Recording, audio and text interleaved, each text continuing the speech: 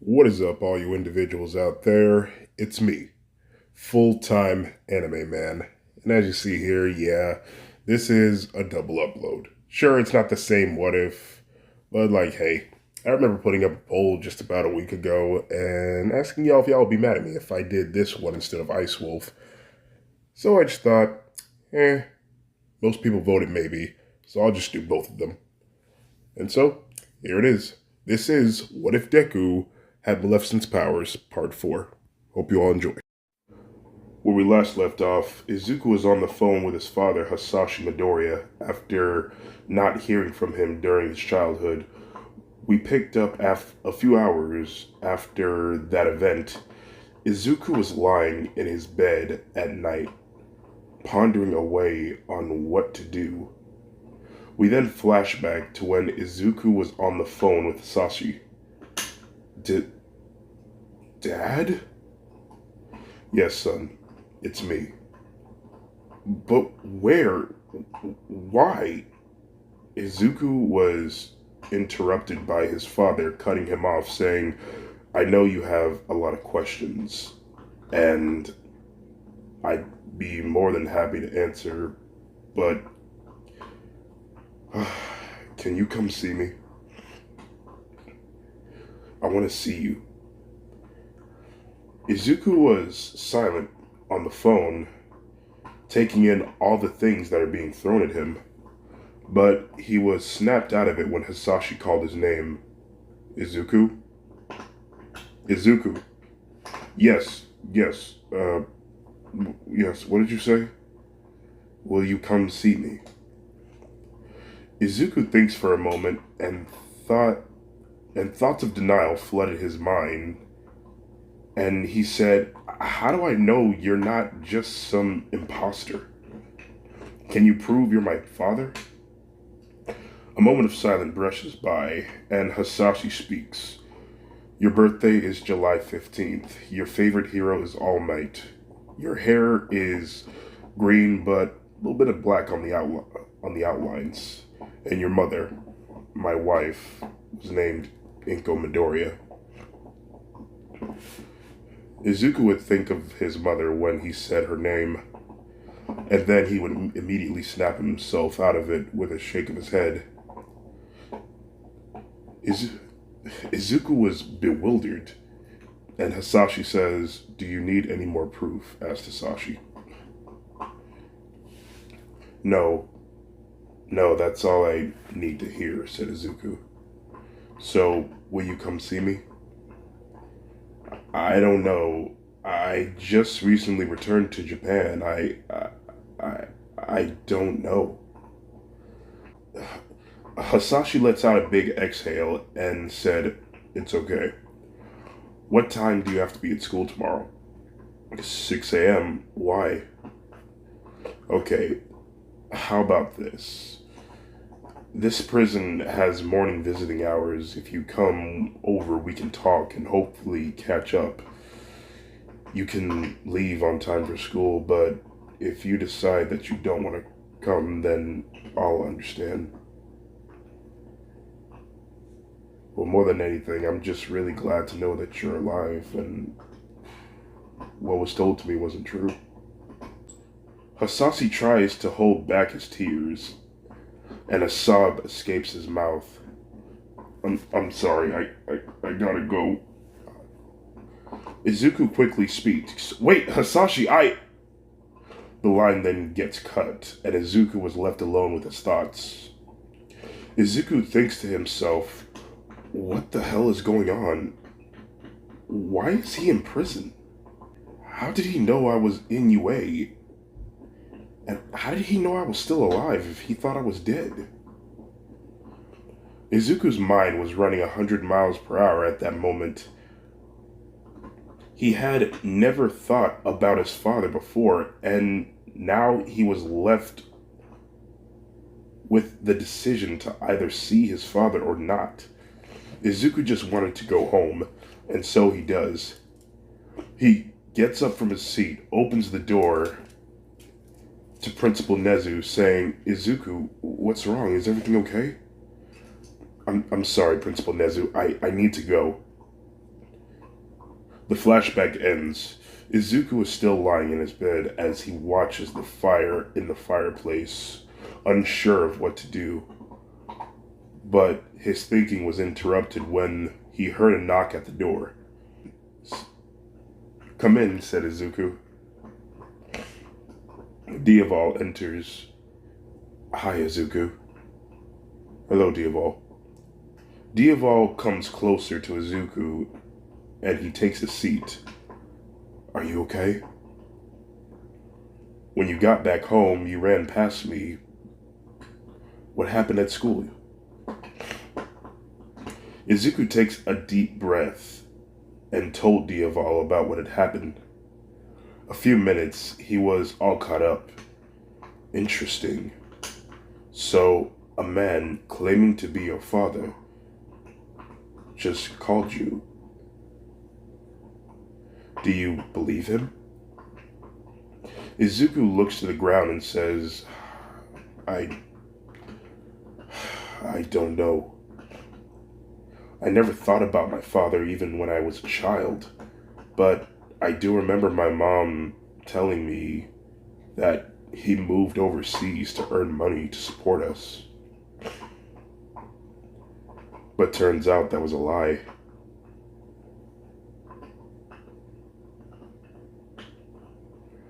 Why would she lie? Diaval speaks. Maybe it was a way for her to make sure you don't think little of him.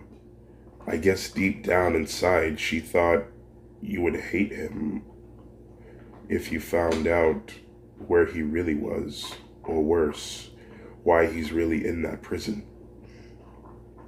Izuku speaks. What should I do? I can't give you a straight answer, Izuku. That's for you to decide. But I will say this. If it's true what he's saying, and that he is your father, then that means he's your only blood family that you have left. It'd be best to cherish what you have now before it's too late. But then again, it never hurts to be cautious.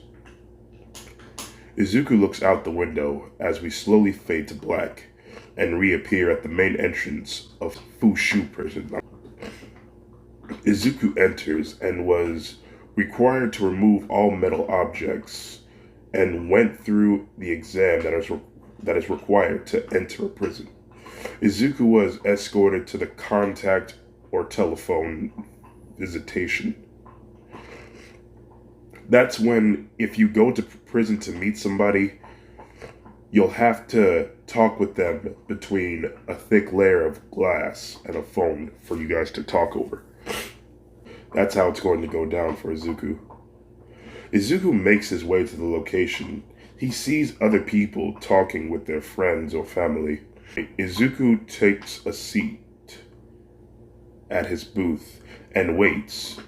After 5 minutes, a police officer picks up the phone from the other side of the glass and gestures to Izuku to do the same. The man speaks. "Izuku Midoriya?"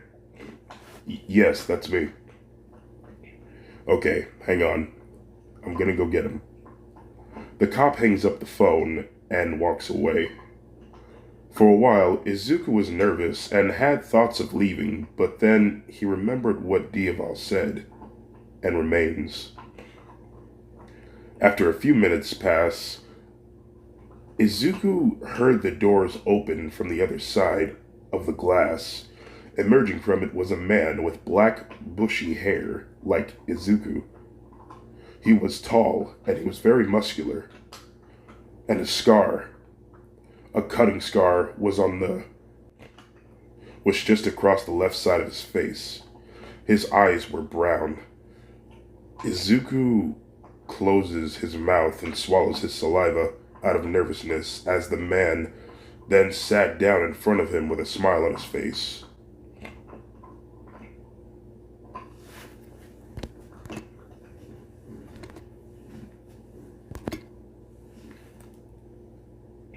He picks up the phone and so does Izuku. Hisashi starts the conversation with a nervous tone in his voice, saying, Hey, buddy. Wow, you certainly look like me. The guys were not lying. Izuku continues to stare at Hasashi with a shy look, unsure of what to say. Hasashi continues, Izuku, I understand you have a lot of questions, and I'm sure one of them is why exactly am I in prison? Izuku takes a deep breath and says, we can talk about that later, but for now, how's your day?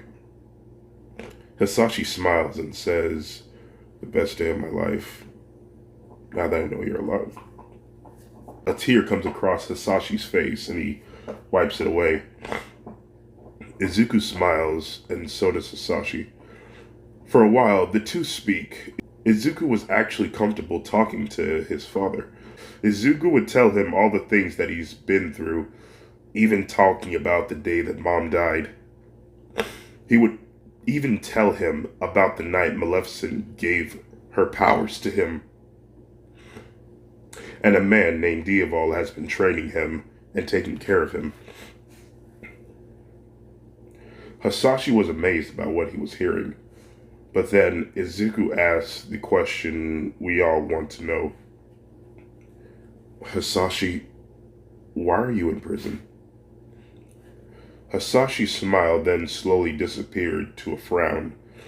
He takes a deep breath and says, well, son, I did something bad on the night of your birth.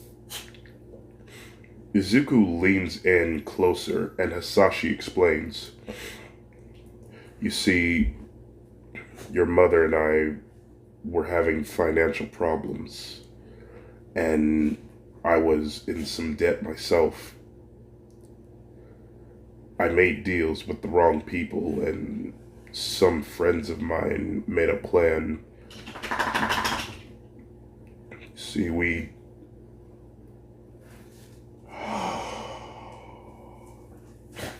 Hasashi pauses for a few seconds and he continues. Our goal was to rob some gas stations. We ran into our first one, but it was harder to do than I thought. The cashier was a kid. He told us that it was his first night at starting his job.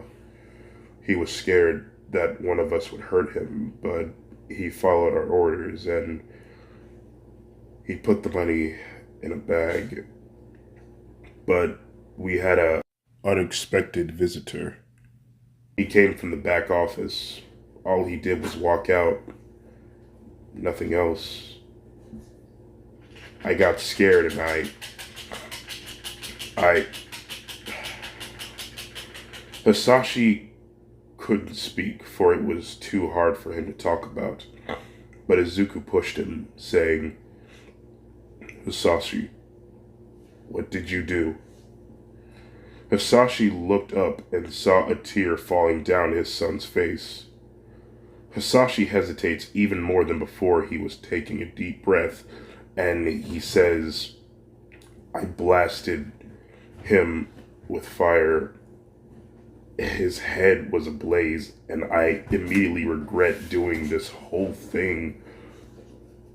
I ran over to put the fire out with my coat, but my friends tried to get me out of there to leave before the police showed up, or pro heroes. But all I heard was the ringing in my ears. They fled, leaving me alone with the old man and the kid. After all was said and done, it turns out the cashier was the grandson of that old man, who died from shock when I blasted him. I never meant to hurt anyone that night. Ever since then, I wish to God every night that I could take it back. It got even more worse when I heard that the old man was just one day away from retirement. And that's how I got here. Izuku was bewildered of what he was hearing. Hasashi speaks. Izuku, I know it's horrifying to even look at me after hearing what you had just heard. But can you please at least look me in the eye and say that you forgive me? After all this, Izuku was not sure how to feel about this. His father, of which he was told was overseas, murdered someone. Izuku felt a tight pain in his chest and said, I gotta go. I'm sorry. Izuku quickly puts the phone down, and Hasashi tries to follow Izuku while trying to stay on the side of him through the glass, saying, Wait, son, I'm sorry, please, let's keep talking. Izuku didn't even look at his father, for what he was feeling was too emotional at that moment, and Izuku felt like he was about to lose control of his powers again. Izuku knew he had to leave before that happened. And when Izuku reached the exit, Hasashi fell to the floor on his knees, crying his eyes out. He then mumbled to himself under his breath, I'm sorry. Outside Fuji prison, Izuku ran to a closed spot to open a portal as he felt like he was about to explode. He found a spot and made a portal to the moors and walked through it. Izuku then got on his knees, let it out a scream, and when he screamed, his body gave off a sort of energy beam that flew towards the sky. And when the light came in contact with the sky, the clouds started to warp around with it and swirled. And when the light stopped, a tear falls down Izuku's face, hitting the ground as it absorbs into the dirt. And soon, it starts to rain. The young boy sat there, thinking about the lies his mother told him. And after a few minutes, Izuku had calmed down. He was leaning against a tree, pondering away about what he was going to do. But then, school came to mind. It's about time to go to school. I need to get going. Izuku got up and used his magic to dry off his clothes and made a portal to school. Walking through it, he runs to class just in the nick of time before the final bell. Izuku quickly took a seat. Izuku took a deep sigh. Kirishima leaned over towards Izuku and said, Hey dude, are you alright? Izuku takes a deep inhale and says, Yeah, I'm fine. I was just almost late. Thank you for your concern. No problem. So, I have to ask, if you don't have a quirk, then what exactly is it that you do? Everyone looks to Izuku except for Bakugo, who already knows that answer. Well, it's magic. The red-haired boy spoke. Magic? Like pulling a rabbit out of a hat magic? That would be called illusionists. I do real magic. I have actual magic powers, like, one thing, I have super strength, I have a healing factor, hypnotist, the ability to curse individuals. I can even plant manipulate. I can conjure objects to me. Metamorphosis, summoning and controlling abilities, and probably more in the future, but I still have a long way to go. Everyone in class was bewildered of what they were hearing, that this one person with so much power wants to be a hero. A girl with big black hair speaks. So, where does your magic come from? There's always a source where certain things occur from, so where do you draw your magic from? Izuku smiles and says, "Are you a religious person, Miss Yayorozu?" Well, yes, I am. Well, some would say that my powers come from the depths of hell. And please, don't be mistaken, I did not make a deal with the devil or anything like that. Let's just say my powers mainly feed off of the energy, depending on how much I use, really. And also, who's running outside?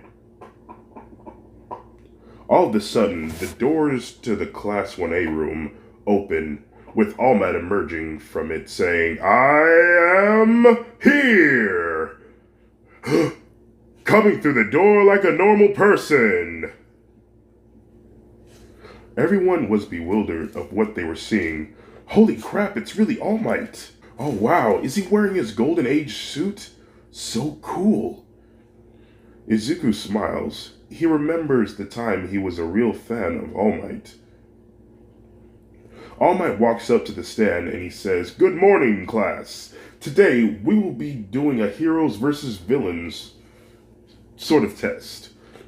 But the most important thing when it comes to being a hero is looking good, of course." All Might pushes a button and it opens a secret compartment. Most of the students were excited, saying, "Oh wow, hey, that's my hero suit." They all get up and grab their suitcases with their hero suits in it. Except for Izuku, who did not send in submission. All Might sends everyone to change into their hero suit and to meet him at Ground A. Everyone leaves to go get changed while All Might talks to Izuku. "Hello there, young hero. I did not see your hero suit on display. Did you forget to submit your slip?" Izuku smiles and says, "No, I didn't forget. I already have mine." Izuku stands up and he extends his right hand out into the air. Suddenly, right before All Might's eyes, the air around Izuku's hand started to warp, along with the green light, with appearing a rectangular box in the young boy's hand. "Wait, how did you do that? I've never seen a quirk like that before." Izuku continues to smile and he says, "It's not a quirk, it's magic. And this suit is very special to me." Opening the box reveals the same suit that Inko made Izuku on his 4th birthday.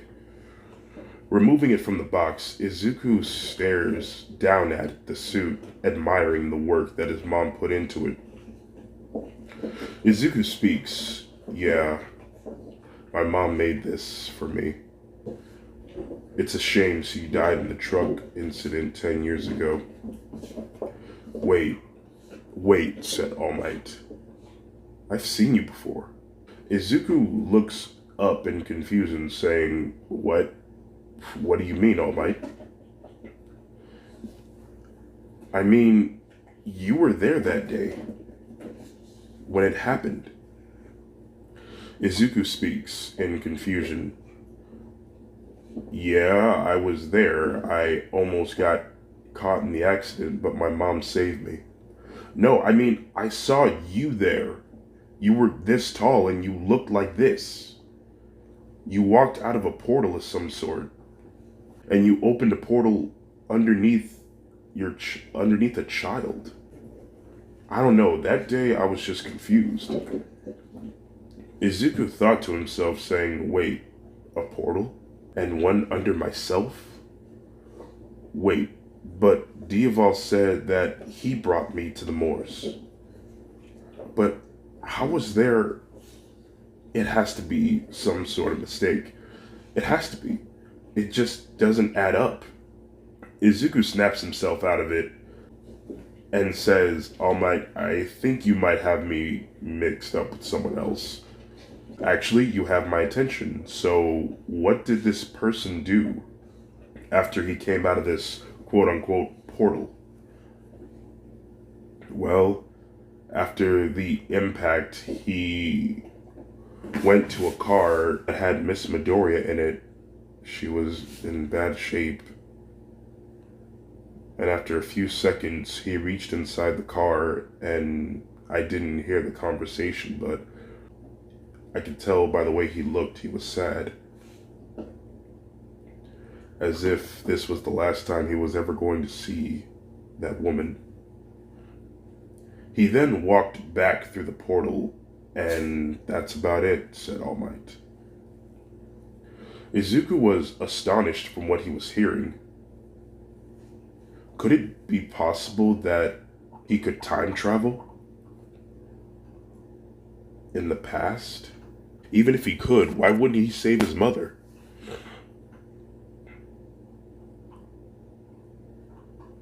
Why would he just let her die?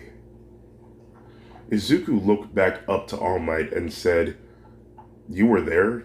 So why didn't you stop the truck?" "Well, I really did want to try, but with my powers, I could have done more damage. Even more than he did. I was thinking about jumping onto the truck and trying to stop him there. He was moving so fast for me to make a proper tactic.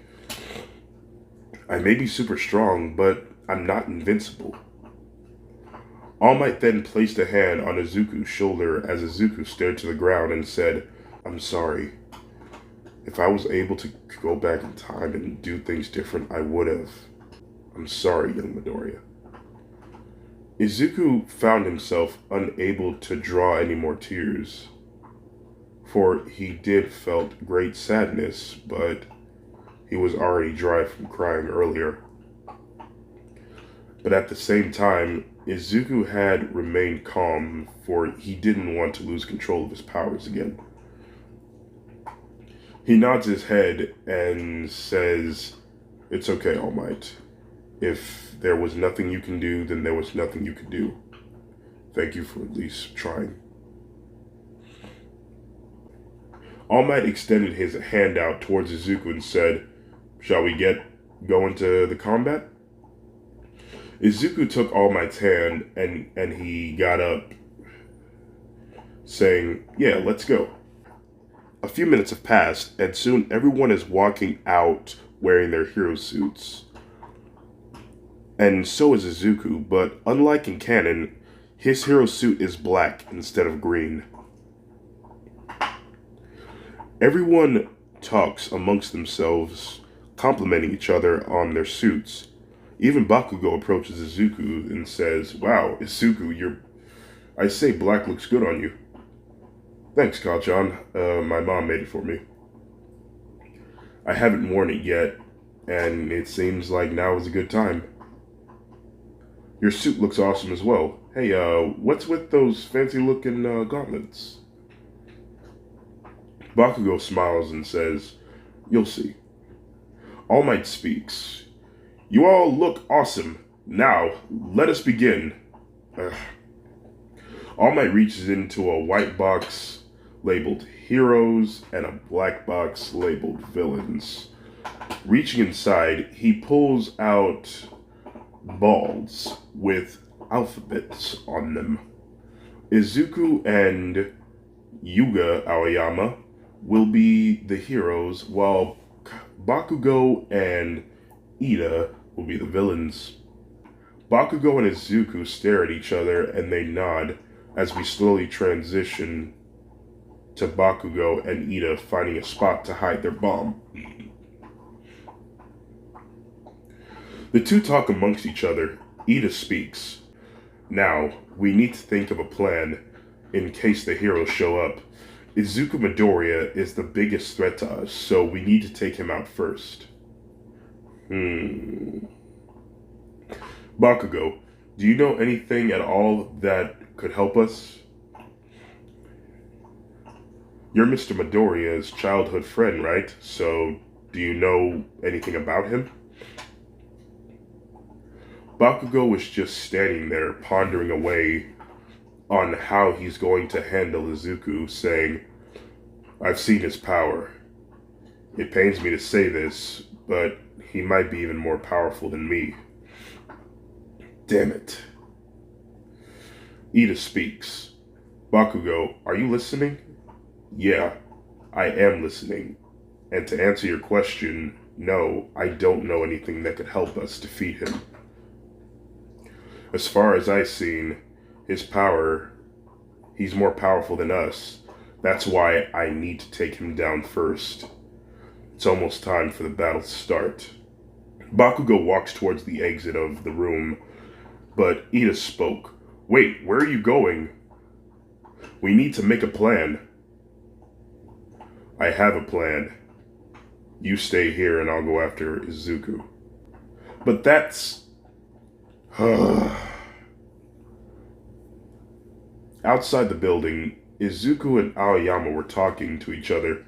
Izuku speaks. Wait, so ever since you were born, your belly button would leak some sort of essence that would always shoot a laser, and it would always cause you extraordinary pain every day? Yes, said Aoyama. It wasn't until some time later that my parents got me this belt to help me with that. And not only did the pain stop, but the belt looks so sparkly. I just thought I should make an outfit that should stand out even more than this sparkly beauty. And also, it helps me control my quirk as well. And if I overuse my quirk, my tummy would hurt very badly. Oh my, said Izuku. Well, I must say I'm glad you found the good side of your quirk.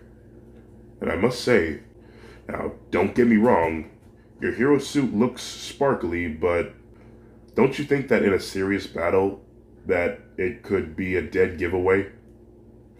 Aoyama smiles and says, well, if you must know. And Aoyama steps into the light of the sun, and his armor glimmers, the light everywhere, nearly blinding Izuku.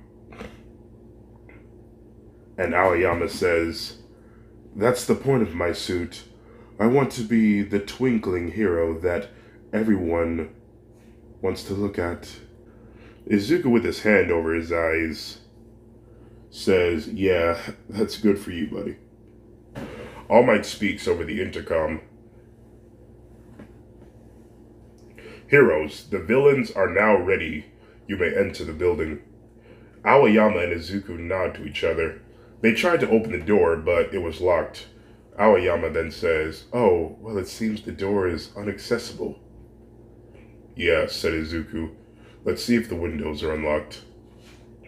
They open a window and they make their way inside. Izuku was on guard as they were making their way down the hallway. They hear heavy footsteps of Bakugo. Izuku peers his head around the corner. The angsty blonde looks for them. Come out wherever you are, said Bakugo. Izuku turns to Aoyama, who he saw shaking in his armor from fear. What's wrong, said Izuku, in a whispery voice. I'm sorry, it's just... he kinda scares me. Okay, but you need to keep calm, he might hear us. While Izuku tries to calm down Aoyama, the metal plates on his armor start clapping together, making a loud noise that caught Bakugo's attention. There you are, said Bakugo in a demonic tone. Bakugo starts walking towards the sound. Izuku can hear him getting closer and closer. And then Bakugo jumps around the corner as he lets off an explosion down the hallway where Izuku and Aoyama was. The hallway was set ablaze, but when the smoke cleared, Bakugo saw nothing. Damn it, I thought I heard them. Bakugo continues to hunt for the heroes, but what he didn't know was that he did blast them down. He did blast down the right hallway. He just didn't notice that Izuku was levitating both him and Aoyama at the ceiling. Both the boys were covered.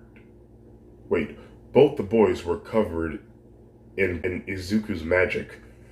And when Bakugo was out of sight and out of hearing range, Izuku slowly lowered both of them down. Aoyama, you need to keep quiet, or you might get us caught. I'm sorry, but Bakugo, he really gets to me. Izuku sighs and says, okay then, how about this? You go look for the bomb. It's probably upstairs somewhere. And I will take care of Bakugo, okay? Aoyama nodded his head and went off to find the bomb. Izuku started walking, and after a few seconds, both him and Bakugo lock eyes. Bakugo lets off small explosions in his hand as he walks towards Izuku, and Izuku slowly walks towards him. And soon the boys meet, and Bakugo throws a right hook, but Izuku extends his hand out and stops Bakugo's fist with his telekinesis. A bewildered Bakugo stares in amazement, saying, "Whoa!" Looking into Izuku's eyes, Bakugo tries to throw a left hook, but Izuku stops it with his other hand. Both Bakugo and Izuku's hands were in the air, but of course, Izuku had the upper hand in this battle. Izuku then flinged Bakugo backwards at the end of the hallway, throwing him into a wall, knocking the air out of Bakugo. Bakugo slowly gets up as Izuku walks towards him. Bakugo, filled with too much pride, runs back towards Izuku, even though he knows he's no match for him. But this time, he used his explosions. Izuku dodged his explosions for a while. 3, 2, 1. He gets bored of dodging and grabs Bakugo's wrists and points them down to his side. Now the boys are in close range of each other. Bakugo is still letting off explosions in his hands, and his wrists were still starting to hurt because of how hard Izuku was holding him. Bakugo realizes that Izuku and him are face to face and gets an idea. Bakugo batters his head back and he headbutts Izuku directly in the face. But unfortunately for Bakugo, doing that made it feel like he banged his face against a wall made of metal as he grunts from the pain. His nose started to bleed. Izuku lets go of Bakugo and was kind of taken off by the headbutt, but he quickly recovered. Bakugo proceeded to get more and more angry as he says, "Damn, how is he so strong?" Izuku smiles and then he speaks. "Hey Kachan, as much as I like dodging your explosions, how about we settle this with hand-to-hand combat?" Bakugo smiles and says, "Fine by me." Izuku raises his fists into the air. Izuku raises his fists up to the side of his head, and with his feet apart, he starts walking towards Bakugo.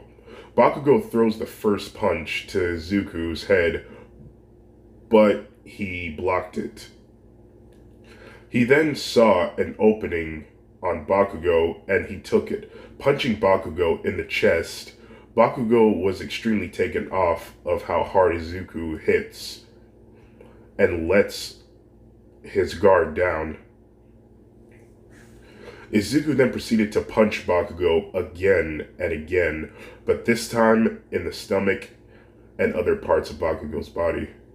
Bakugo was proceedingly getting more tired, and Izuku punches him in the face, and red and black mark can be seen on Bakugo's face.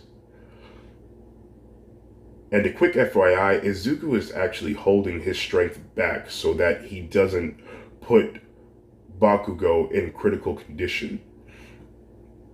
He punches him again and again until Bakugo found himself retreating from Izuku to catch his breath.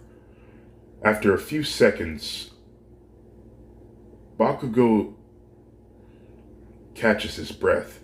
Izuku speaks. Are you alright? Do you need to get recovery woman in here? Bakugo growls from what Izuku just said, and then, all of a sudden, his gauntlets glow red. Izuku notices this and says, "Oh, what does that signify?"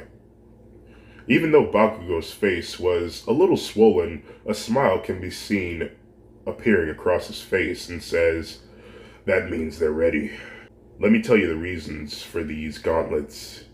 Their sole purpose is to store my sweat, and when they're full, they could set off a devastating explosion. A pin pops from the side of the grenade. Bakugo reaches over to pull it as he aims his hand at Izuku, but then All Might speaks over the intercom saying, "Young Bakugo, stop! You'll kill him!" Bakugo then says, "He'll be fine if he dodges." Izuku extends both of his arms out. All of a sudden, Bakugo finds himself unable to move. And then he found himself floating in the air with both of his arms out to his side, with his legs together. Izuku walks towards the beaten up teen and looks to his gauntlets. He then reaches up and takes the right gauntlet off of Bakugo's hand. Looking at it closer, he then says, "Wow, I see. This thing is kinda heavy. It's made of titanium, with the gloves made of heavy-duty leather. I wonder." Izuku puts on the gauntlet and says, "Oh wow, it's a very tight fit. So I guess that's to assure that they don't fall off when you do your explosions." Bakugo grows afraid, for he thinks something bad was about to happen. Izuku speaks, "So you just aim your hand like this." He aims the gauntlet at Bakugo and says, "And you pull the pin." Izuku reaches for the pin with his other hand, grabs it with his index finger and his thumb, touching the pin. Bakugo closes his eyes, getting ready for the impact. All Might speaks, "Young Midoriya, no!" Izuku then starts laughing hysterically and says, "What? You thought I was gonna actually do it? Heck no, he's already had enough. I was just messing with you guys." Izuku continues to laugh again, but this time he fell to the ground as he kicked his legs into the air. His laughing was interrupted by Aoyama talking to him on the earpiece. "Hey, Mr. Midoriya?" Izuku speaks, but he was repeatedly interrupted by his own laughing. Yes, Aoyama. "I found the bomb, but Ida is guarding it, and for some reason, he's monologuing about how he's going to act like a villain." In the room, Ida was practicing his lines of villainy. "Ah, so the heroes have finally showed up. No, that's not it. Prepárate para sortear miña. No, that's not it." Aoyama speaks. "I have no idea what that was, but I'm pretty sure he was speaking Spanish." "Okay," said Izuku. "Send me your location, and I'll be there." Aoyama does this, and Izuku looks back up to Bakugo, who is still levitating in the air. And Izuku says, "Well, our fight was fun, and believe it or not, you're the first person to actually do some damage on me. I applaud you, Kachan, but my fellow hero needs me. So I'm gonna put you to sleep, and then I'll heal you." Izuku raises his hand up to his mouth and he blows what appears to be golden dust into Bakugo's face, making him pass out. Izuku then laid Bakugo down gently, raising both of his hands into the air as green flames emit around both of them. All of a sudden, a big green circular light appears around the two boys, and Bakugo's wounds were healed as the light began to disappear. Izuku got up and made his way towards Aoyama. Soon he finds him and whispers, "I took care of Bakugo. Now there's only Ida." "Good," said the sparkly teen. "So, what's the plan?" Izuku speaks. Before I tell you, do you have a plan? I'm open to suggestions." "Oh, me? No, I'm not much of a planner. Besides, you have been doing so good all on your own. Well, I almost got us caught." Izuku places a hand on Aoyama's shoulder and said, "You're wrong. You've been a great help. You managed to find the bomb and you didn't get caught. You stayed calm the entire time and you told me where you were and didn't blow your cover. You did a great job, Aoyama." Aoyama smiles and Izuku says, "Okay, here's what I'm gonna do." We slowly fade away as Ida continues monologuing. Izuku walks in front of the open doors. Ida sees him and says, "Ah, so the hero has finally arrived. So, where's your partner?" "You know what? It doesn't matter. Now, hero, come on, let's go." Izuku raises his right hand into the air and Ida begins to float. Whoa, whoa, whoa, whoa, whoa, whoa, whoa, whoa, whoa, whoa, whoa, whoa, whoa. What the heck is this? What's going on? Ida continues to squirm around while in the air. Ida continues to squirm around while in the air, and Izuku says, "Your turn, Aoyama." Aoyama skips into the room and towards the bomb and touches it, giving the heroes victory. Bakugo wakes up after hearing All Might saying that the heroes have won. After everyone meets up with the rest of the class, All Might has announced that Bakugo and Ida came out on top of the battle and asked if anyone wanted to answer why he's choosing the villains over the heroes. Momo Yaoyorozu raises her hand, saying, Bakugo and Ida were playing their role as villains seriously. After closely watching Izuku treating this test like a child at a playground, and from what we've seen him do, he had more than enough power to stop Bakugo, but decided to play with him like a child refusing to eat his food. A hero does everything he can to prevent collateral property damage, and since Izuku allowed Bakugo to use his explosions instead of making him float like he was doing, or even rendering him unconscious like he should have done, he allowed Bakugo to use his explosions indoors instead of just stopping him. But the most important thing, as if it wasn't enough, Izuku was acting the way he was, as if it wasn't enough that he let the villains destroy parts of the building, as if it wasn't enough he'd beaten Bakugo to a pulp, he was playing around with a dangerous weapon. As you all know, we were in this competition with fake bombs. Izuku was playing around with an actual weapon that could have potentially killed him and everyone else in the building. I'm referring to Bakugo's gauntlets. As we heard over the intercom, Bakugo said that his gauntlets were full of his sweat, which is nitroglycerin, a very explosive compound if come into contact with one spark can cause a devastating explosion. Izuku treated it like it was a toy, and not only threatened to pull the pin on his already beaten down opponent, he also treated this whole thing like it was some sort of game.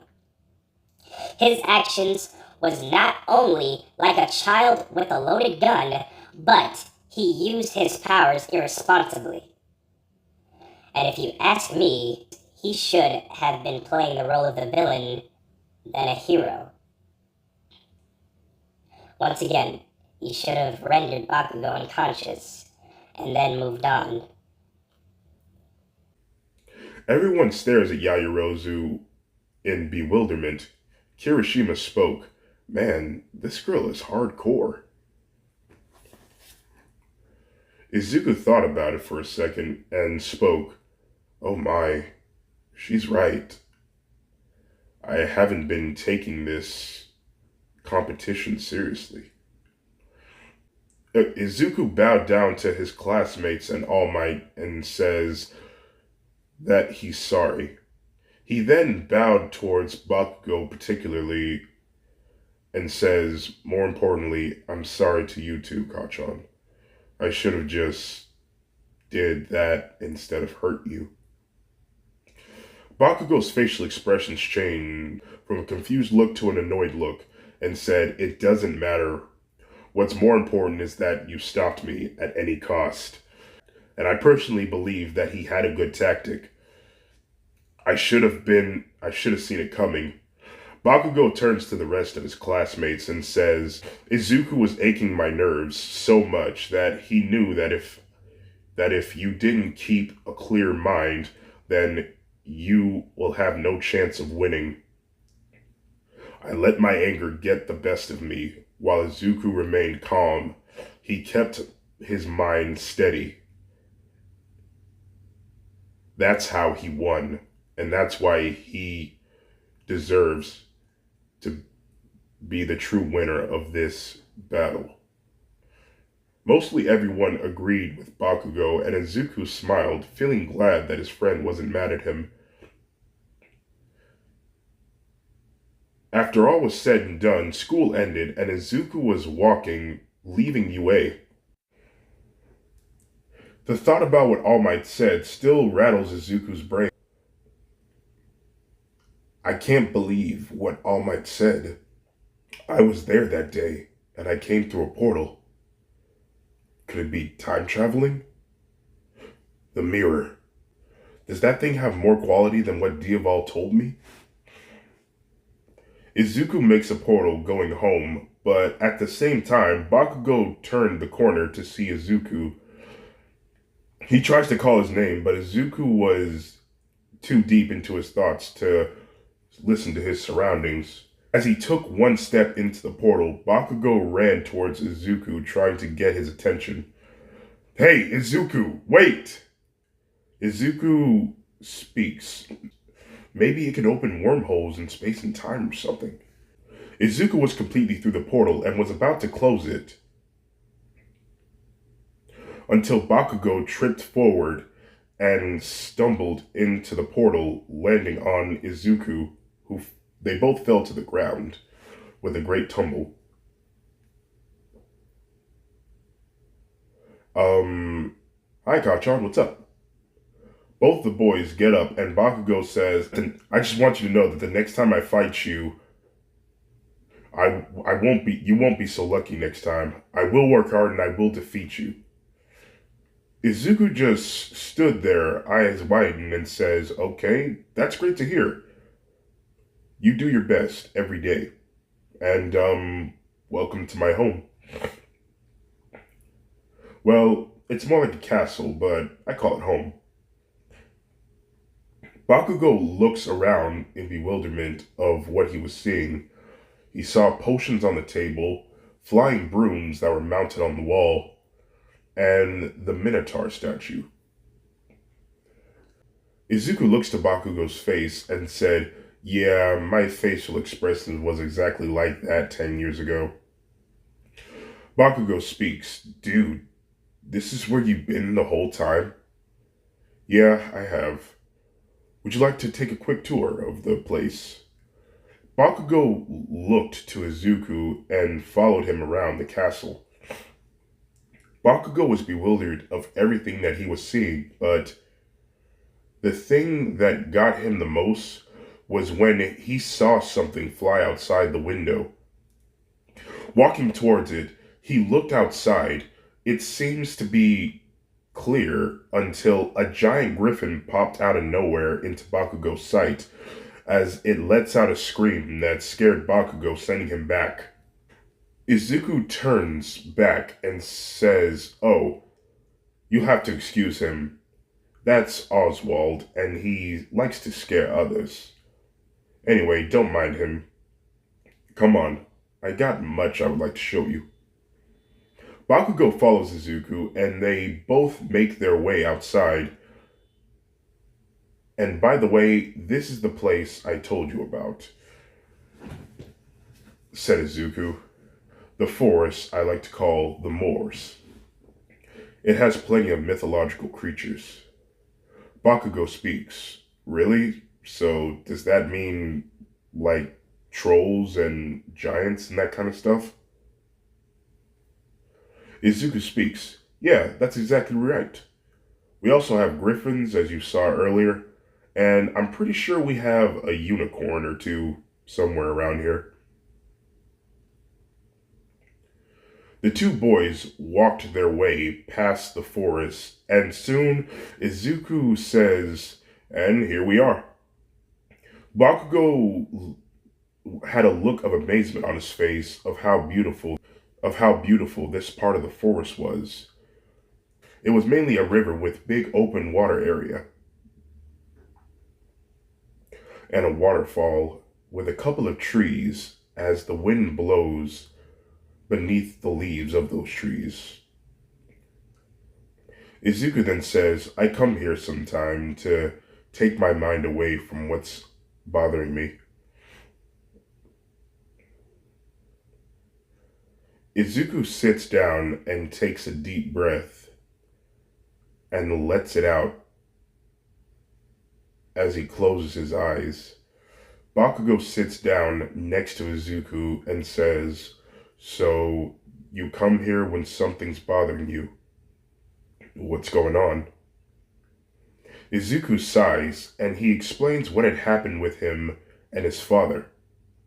Bakugo speaks. "Man, that's messed up. So, what are you gonna do? Are you ever gonna go see him again?" A moment of silence brushes by.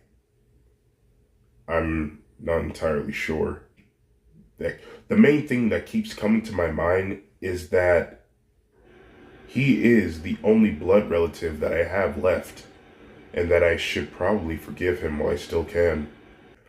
"But how do you do that for a murderer? Yes, I know it was an accident, but it still happened." Both of the boys sighed, and Bakugo says, "Honestly, Izuku, I wouldn't know what to do if I were in your shoes either." Izuku then said, "Maybe I can forgive him. It was a long time ago, and as far as I see, he's moved on from it." Izuku sighed and says, "There was something else that was on my mind as well." "Well, don't hold it in. Tell me about it," said Bakugo. Izuku tells Bakugo about All Might, saying that he was actually there at the incident when it happened. "Well, of course you were," said Bakugo. "You were in the car with your mom." "I told him that too, but he said that he saw particularly me there. This age, this hair, this height. He said I was there." "Really?" said Bakugo. "You know what? Now that I think about it, I remember seeing this dash cam video of the truck hitting, and I think it shows everything that had happened." Bakugo pulls out his phone and surfs through the web looking for the video he was talking about. "Yep, here it is. Come check it out." Izuku walks over to Bakugo's side, and they watched the video before the truck came. It's just the car, slowly driving through the highway.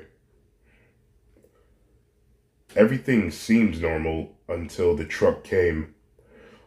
Izuku watched as the truck crashed into all those cars. Izuku was having a hard time keeping himself under control, but he managed to pull through and keep himself at bay.